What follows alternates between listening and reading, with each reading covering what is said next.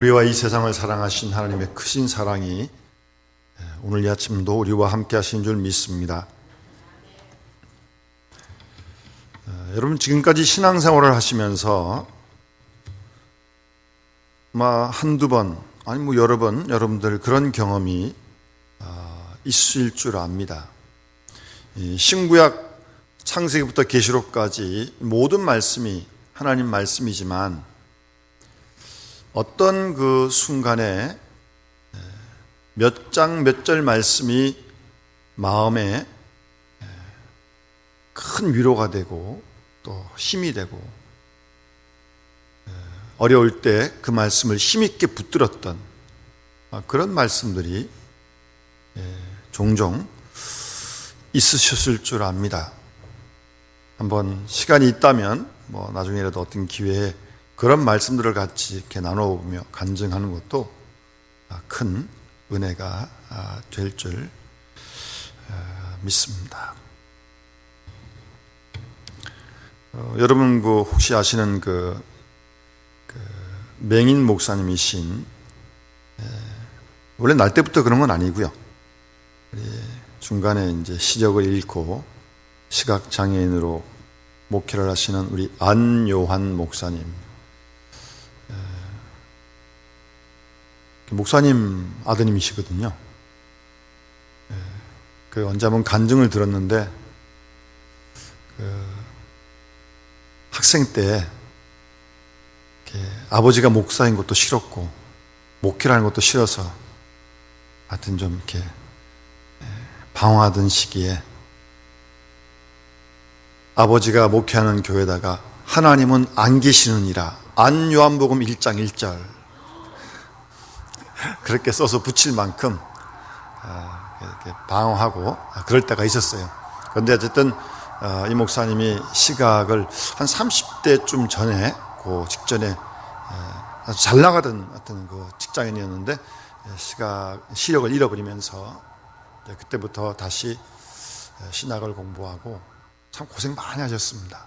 그럴 때 도와줬던 어려운 이웃들, 그들을 기억하면서 하여튼 목회를 잘 하시는데,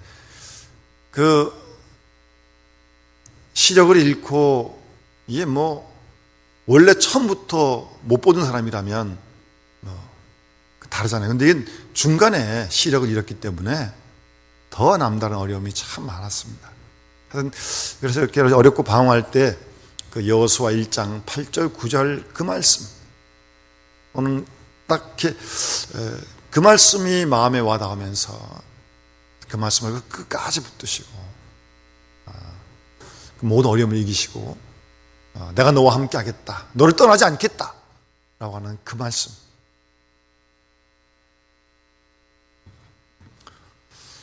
하나님께서 그 목사님만 말씀으로 붙드시겠습니까? 하나님께서 왜 그 목사님만 특별히 사랑하시겠습니까? 그렇지 않습니다. 우리 모두들도 사랑하신 줄로 믿고, 우리도 우리 인생생활 속에서 어떤 어려움이 있을 때 읽고 들었던 주의 말씀이 하나님 말씀으로 나에게 확 다가오면서 그 말씀이 위로해 주시고 용기를 주시고 또 갈 길을 인도해 주시는 그런 은혜의 체험들이 있을 줄로 믿고, 또 지금도 앞으로도 더 많은 그런 역사가 있었으면 하는 마음이 간절합니다. 저도 83년으로 기억이 됩니다만 신학교를 가려고 이제 마음을 먹고 이런저런 준비를 하는데, 신학교를 가려고 하는 사람들에게는 공통적으로 이런 고민이 있습니다. 나 같은 사람이 어떻게 주의 종이 될 수 있을까? 성직자가 될 수 있을까? 내가 나를 잘 아는데. 그래서 용기를 잘 못 냅니다. 가겠다고 생각을 했다가도 아니지. 나 같은 사람이 어떻게 해. 늘 그럴 갈등이 참 많습니다. 저도 이제 학교를 졸업하면서 신학교 가려고 이렇게 생각을 하는데 가야겠다는 생각도 들지만 반대로 너 주제를 알지 않느냐, 그런 속에서부터였던 계속 갈등이 쉽지 않게 했습니다. 그래서 가야 할까 말아야 할까, 중요한 결정의 때 아닙니까? 그렇게 이제 고민하고 기도하고 있는데, 그때 디모데전서 1장 12절의 말씀을 하나님께서 주시면서, 나를 능하게 하신 그리스도 예수 우리 주께 내가 감사함은 나를 충성되이 여겨 내게 직분을 맡기심이니. 그 말씀, 사도 바울이 디모데에게 쓴 편지의 말씀인데, 바울이 사울 때 자기가 한 일 알잖아요. 예? 예수 믿는 사람들 핍박했던 거 알잖아요. 근데 그런 자기를 하나님이 충성되게 여기셨다는 거예요. 충성한 사람 아닌데 충성되게 하나님이 여기셨다는 거예요. 그래서 직분을 맡겨주셨다.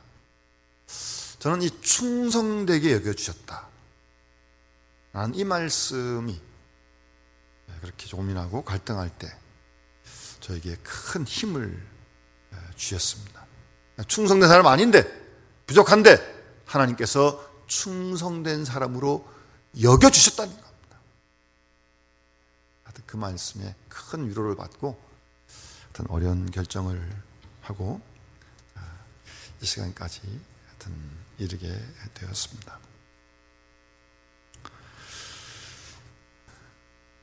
여러분, 요즘은 조금 덜한 것 같아요. 한때 학원 폭력 상당히 심각했거든요. 몇 년 전 통계인데, 초중고생 100명 중에서요 7명, 한 7%, 7.2%가 그 인원이 얼마큼 되냐면 61만 9천 명입니다.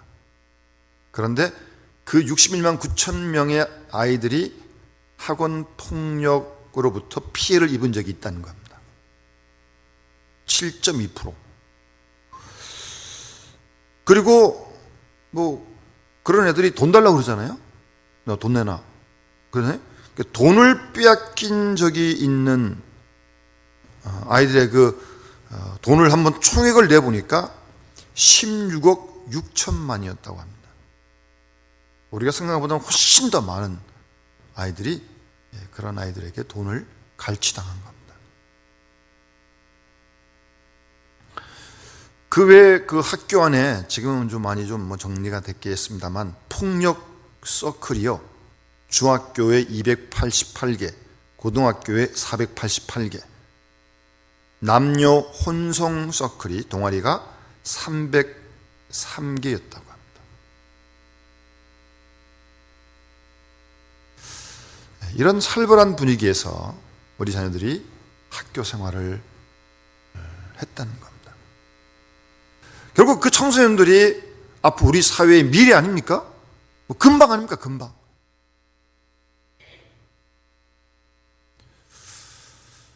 이런 현실이라면 우리 민족의 장래를 어떻게 내다보아야 할 것인지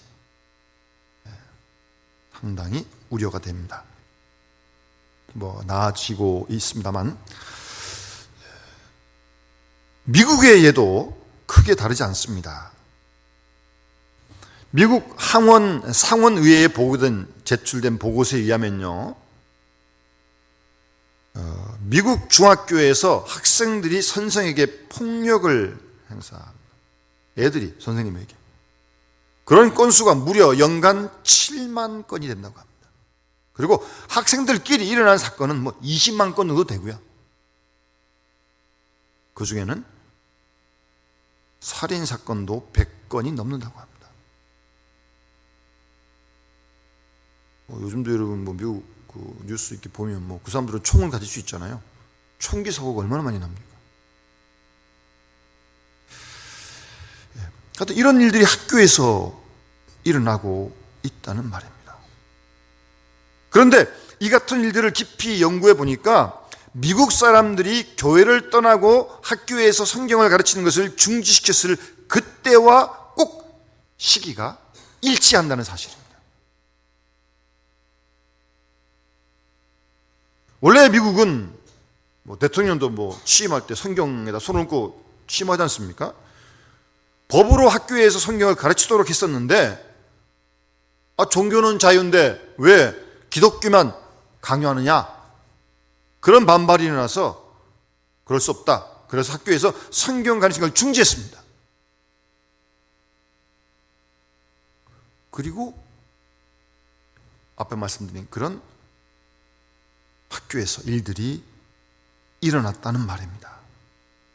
그래서 미국 내에서 다시 나라를 살리고 젊은이의 세계를 살리는 길은 성경으로 돌아가는 길밖에 없다 라고 하는 그런 결론을 내리게 되었다고 합니다.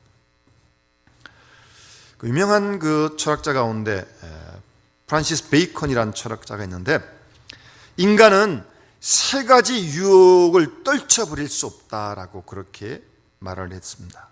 첫 번째 유혹이 뭐냐면 육체적인 욕망입니다. 두 번째는 저만 잘났다고 거들먹거리는 교만이다.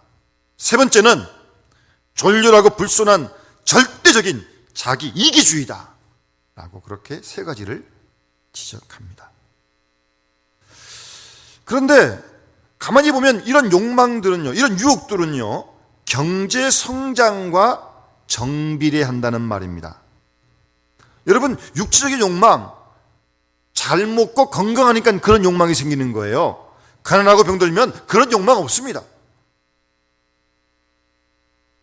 요즘 젊은 친구들 잘 먹고 다 건강하잖아요. 키도 얼마나 큰지. 그런 넘치는 힘을 어디다 쏟겠습니까? 경제 성장과 함께 거친 욕망만이 점점 치솟고 있다는 사실입니다. 이런 육체적인 욕망을 무엇으로 이길 수 있겠습니까? 또 자기만 잘났다고 거들먹거리는 교만, 이상하게도 지식과 함께 경제 성장과 함께 교만이 극도에 달했다는 사실입니다. 여러분, 교만의 결과가 무엇입니까? 사실 따지고 보면 교만할 이유가 하나도 없는데, 교만해지다 보니까 남는 게 뭡니까? 가정이 파괴되어지고 친구도 잃어버리고 스스로 고독해지는 것입니다.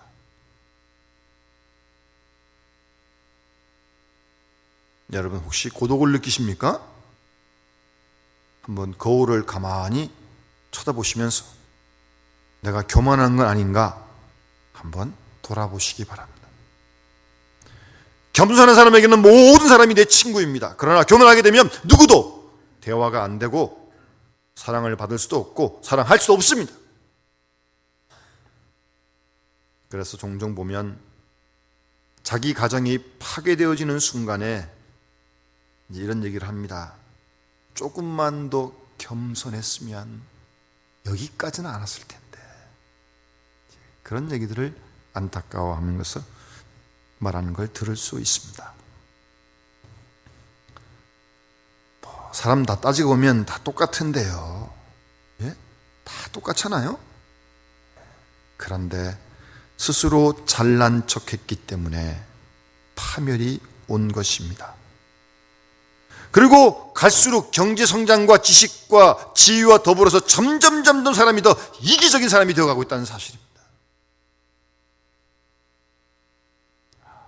요즘 얼마나 살아남기 위해서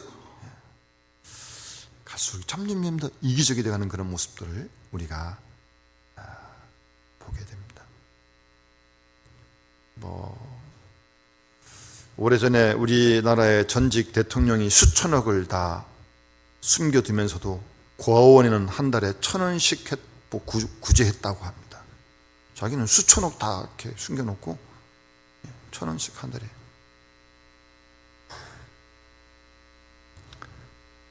그런 이기심이 어디서 오는 것입니까? 이러한 육체적인 욕망과 자기만 하는 이기주의와 거들먹거리는 교만, 이 문제를 어떻게 해결해야 되는 겁니까? 그래서 여러 학자들이 연구를 하면서 그 욕망을 억제하기는 참 어려운데, 그러니 아예 풀어줘 버려라. 자유를 줘버려라. 그렇게 얘기하는 학자들의 의견이 있습니다. 어느 교육학 세미나에서 보수적인 교장선생님들이 학생들에게 자유 주면 안 된다. 그렇게 했더니 좀 젊은 학자가, 미국에서 공부한 학자가 자유를 줘야 된다. 그렇게 서로 이제 팽팽하게 의견이 맞서고 있었는데, 그 얘기를 듣다가 어떤 고등학교 교장선생님이 그렇게 자유를 다 주고 나면 중학생이 아이를 낳습니다. 그런 얘기를 했어요. 그랬더니 그 진보적인 그 젊은 학자가 낳게 되면 낳아야죠. 그러더라는 거예요. 여러분, 욕망대로 내버려 두면 어떻게 되겠습니까? 이 젊은이들에게 자유를 주면 어떻게 될 것 같습니까? 그 자유로 말미암아 결국 멸망으로 치닫게 된다는 것을 왜 모르는 것입니까? 또 어떤 사람은 지식을 줘야 한다고 합니다. 미리 되어질 운명을 스스로 알도록 합리적으로 잘 이해를 시켜야 된다는 거예요. 교육을 시켜야 된다는 거예요. 그런데 여러분, 우리가 알고 있는 대로 다 삽니까? 몰라서 물론 못하는 것도 있지만 알면서 못하는 게 얼마나 많습니까? 이렇게 하면 안 되는 거 알지만 못하잖아요. 몰라서 못하는 것보다 알고도 못하는 거 아니에요. 공부를 많이 했다고 인격이 달라지는 것 아닙니다. 별개의 문제입니다. 그러면서 강한 제도를 만들어서 꼼짝 못하게 다스려야 한다. 그런 의견도 있습니다. 그렇게 만들어 보잖아요. 우리 사회에서도. 그런 강한 제도, 강한 법 만들어 보지만 끝이 없습니다. 강한 법, 강한 제도로 해결될 수 없음을 우리가 이미 경험하지 않습니까? 이런 모든 욕망 자체가 병들었고 타락되었기 때문인데, 이것은 모두가 다 죄의 노예가 되어버렸다는 사실에서부터 시작을 해야 합니다. 따라서 말씀으로 거듭나고 말씀으로 중생함으로써 그 속에 잃어버린 하나님의 형상을 회복하는 길 외에는 욕망도 이기주의도 그리고 교만도 이길 수 없다는 사실입니다. 다시 태어나야 됩니다. 영적으로 중생해야 합니다. 그래서 주님께서 마태복음 16장에도 누구든지 나를 따르려거든 자기를 부인하고 자기 십자가를 지고 나를 따르라고 쫓으라고 말씀하지 않습니까? 부인한다는 게 뭡니까? 모든 가능성을 다 부정하는 것입니다. 내 육체적인 욕망, 그거 확실히 죄의 노예가 되는 것이니까 이대로는 안 된다. 이 교만, 이것도 악이다. 이것도 안 된다. 끝없는 이기심, 분명히 죄악으로부터 말미암은 것인데 그러면 안 된다. 따라서 스스로의 노력, 스스로의 의지, 스스로의 율법적인 결단까지도 다 포기해 버려야 한다는 말씀입니다. 나로서는 불가능하다. 나는 내 육체의 욕망을 이길 수도 없고 스스로 이기심을 떠날 수도 없고 도저히 나로서는 겸손해지려고 해도 겸손할 수 없는 그런 존재라고 하는 사실을 깨닫고 자기의 모든 인격을 다 포기해야 한다는 말씀입니다. 그리고 난 다음 온유하고 겸손한 가운데 하나님의 말씀과 성령의 역사를 수용해야 한다는 말씀입니다. 그래서 자기를 부인하고 나를 쫓으라고 주님께서 말씀하신 것입니다.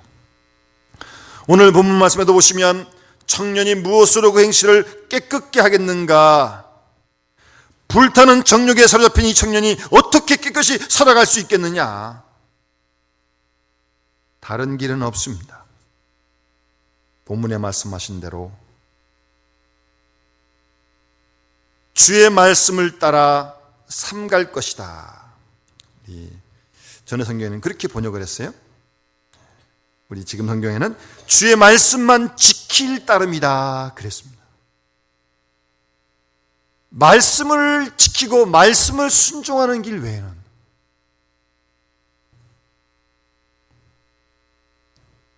깨끗게 될 수 없다는 말씀입니다. 주의 말씀을 따라 살 때, 주의 말씀을 따라 삼가 조심하며 순종할 때 깨끗게 될 수 있다는 말씀입니다. 그 길 외에는 없다는 겁니다. 왜냐하면 내 욕망이 병들었고 내가 미숙하고 생각은 있지만 실천할 수 있는 능력이 없기 때문에, 생각은 많은데 행동하는 것은 아무것도 없습니다. 왜 이렇게 빈약합니까? 자신에게는 빈약함을 시인해야 합니다. 지금은 내 생각대로 하면 안 된다. 내 생각이 잘못됐으니까요. 내 생각대로 하면 안 돼요. 그 생각 자체가 부패했으니까요. 타락했으니까요. 그래서 자기 자신을 완전히 부인하고 하나님 말씀만 묵묵하게 순종해야 한다는 말씀입니다. 하나님 말씀에 복종해야 합니다. 어렸을 때부터 순종의 덕을 익히지 못한 자는 평생 불행합니다. 가장 중요한 것은 할 수 있는 것과 할 수 없는 것, 해야 될 일과 해서는 안 될 일을 구분하여 가르치는 것입니다. 여러분, 자녀들이 가져서는 안 될 것을 달라고 그러면 운다고 주겠습니까? 아무리도 주지 말아야 합니다. 그런데 아이가 운다고 귀찮아서 애따 가져라, 그러면 그 아이가 바로 잘할 수 있을 것 같습니까? 안 될 것이 있다는 것을 아이도 분명히 알아야 합니다. 가질 수 있는 게 있고 가져서는 안 될 것이 있다는 것을 어려서부터 가르쳐야 합니다. 훈련시켜야 합니다. 복종하는 것을, 복종에 익숙해지면서 이제는 순종하고, 순종한 다음에 기쁨으로 충성하고, 충성한 다음에 환희가 따라오는 것입니다. 그리고 이런 충성으로 인한 성취감 위에 영광이 있는 것입니다. 그래서 시간이 흘러갈수록 잘했다, 이제 스스로 깨닫게 되는 것입니다. 그래서 오늘 본문에 보시면 10절 말씀에도 내가 전심으로 주님을 찾았습니다 라고 시인은 노래합니다. 전심으로 주님을 찾았습니다. 주의 말씀만 지킬 따름입니다 라고 9절에도 그렇게 노래하고 있습니다. 그리고 11절 말씀에도 범죄하지 아니하려 주의 말씀을 내 마음에 두었습니다. 내 마음에 주의 말씀을 두어야만 범죄하지 않아요. 그 말씀이 우리를 지키시니까.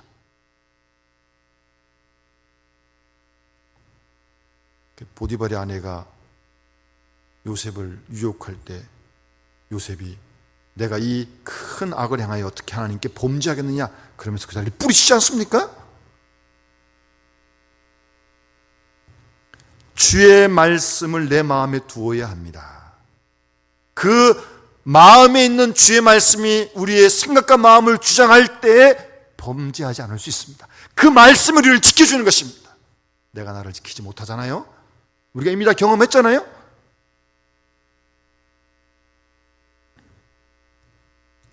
전심으로 주님을 찾습니다. 말씀을 따라 순종하겠습니다. 주의 말씀을 사랑합니다. 그 말씀을 마음에 두겠습니다. 계속 시인은 노래합니다. 그러면서 10절 말씀 보시면 주의 말씀을 떠나지 않게 해달라고, 계명에서 떠나지 말게 해달라고 기도를 드리고 있어요. 하나님 말씀에서 떠나서는 안 된다는 걸 알기 때문에 계명에서 떠나지 말게 해달라고 기도하고 있습니다. 이어지는 33절 35절 말씀에도 보시면 여호와여 주의 율례들의 도를 내게 가르쳐 주십시오. 제가 끝까지 지키겠습니다. 하나님의 말씀을 나에게 좀 가르쳐 달라는 거예요. 그대로 따라갈 테니까 하나님 주님의 율례의 도를 좀 나한테 가르쳐 주십시오. 이렇게 계속 하나님 말씀을 배우는 마음이 있어야 합니다. 알았다고 생각하지 말고 잘났다고 생각해서도 안 되고요. 계속적으로 하나님 말씀을 날마다 그 말씀을 통하여 배워야 합니다. 배우고 또 배우고 또 배우고 죽을 때까지 꾸준히 배워야 합니다.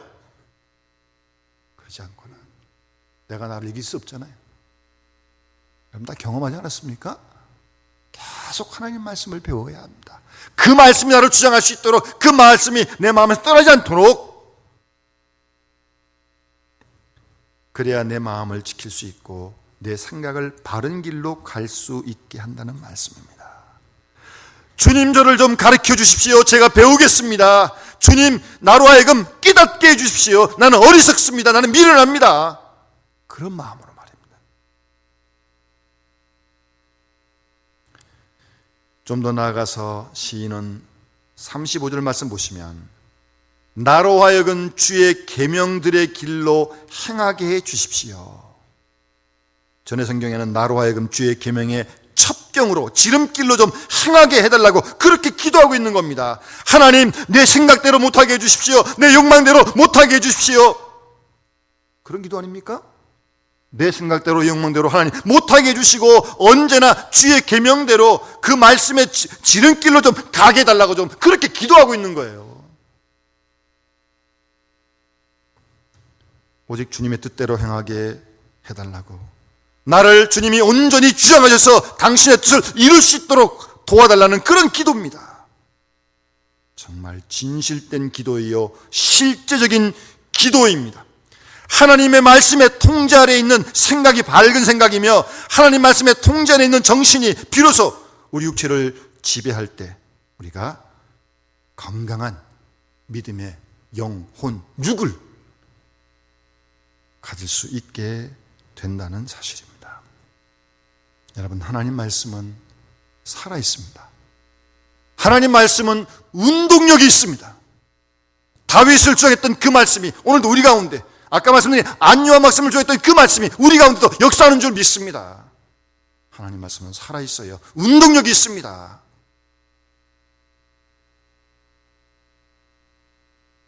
그 말씀이 우리 속에서 우리의 마음과 생각을 지킬 때, 그때 그 말씀이 우리를 지키시고 진리의 길로, 은혜의 길로 인도하실 줄 분명히 믿습니다.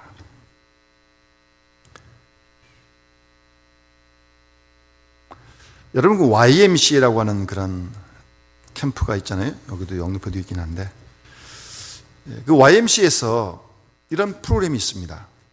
청소년들을 모아다가 일정 기간 동안 이제 신앙 훈련을 시키는데, 뭐 특별히 하는 게 없어요. 일정 기간 딱 불러 모아놓고 그저 아침에 예배만 드립니다. 성경 보면서 예배만 드립니다. 그리고 나머지도 다 알아서 마음대로 하라고 그냥. 그리고 이제 하여튼 쉬다가 놀다가 이제 다 나가는 거예요. 그래서 어떤 사람이 아니 뭐 저렇게 해가지고 무슨 효과가 있겠냐고. 아침에 예배만 들고 마음대로 하다가 나가는데 그래가지고 무슨 그 교육이 되겠냐고. 그렇게 물었더니요, 통계에 의하면요, 그렇게 와서 아침에 예배만 드리고 그냥 뭐 자유롭게 놀다가 이렇게 돌아간 아이들 중에서 한 번만이라도 다녀간 아이는 85%의 문제가 안 된다는 겁니다. 그런 통계. 여기를 다녀간 아이들의 85%는 문제가 안 된다는 거예요. 단 한 번만 다녀가도 하나님 말씀이 그들의 마음속에 들어가 있어서 절대로 다른 길로 못 간다는 겁니다. 여러분, 하나님 말씀이 얼마나 중요한지 모릅니다. 그 말씀으로 우리가 세워질 수 있고, 그 말씀으로 우리가 위로받을 수 있고, 그 말씀만이 나를 이기도록, 나를 지키도록 하나님께서 오늘도 역사하실 줄 믿습니다. 그 말씀의 능력으로 죄를 이기고 시험을 이기고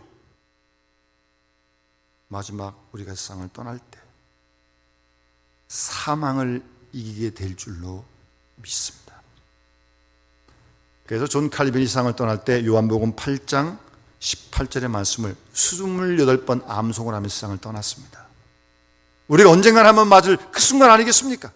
그 죽음의 순간, 생각하면 얼마나 두렵습니까? 생각하건대 현재의 고난은 장차 우리에게 나타날 하나님 나라의 영광과 비교할 수 없다. 그 말씀을 또박또박 28번을 암송하면서 칼빈 선생님은 세상을 떠나게 되었습니다. 평안하게 말입니다.